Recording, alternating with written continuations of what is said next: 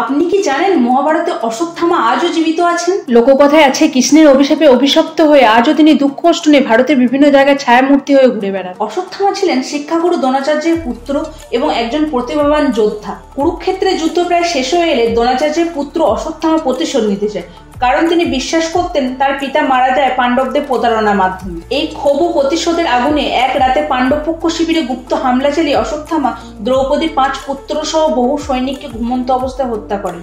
এই নির্মম হত্যাকাণ্ডের পর পাণ্ডবরা অশ্বত্থামাকে অনুধাবন করে। অশ্বত্থামা পালানোর সময় ব্রহ্মাস্ত্র ছোড়ে।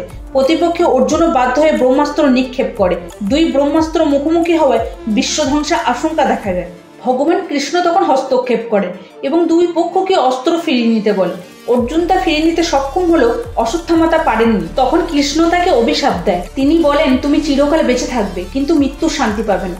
অসুস্থ দেহ নিয়ে একাকী ঘৃণিত হয়ে যুগের পর যুগ পৃথিবীতে ঘুরে বেড়াবে।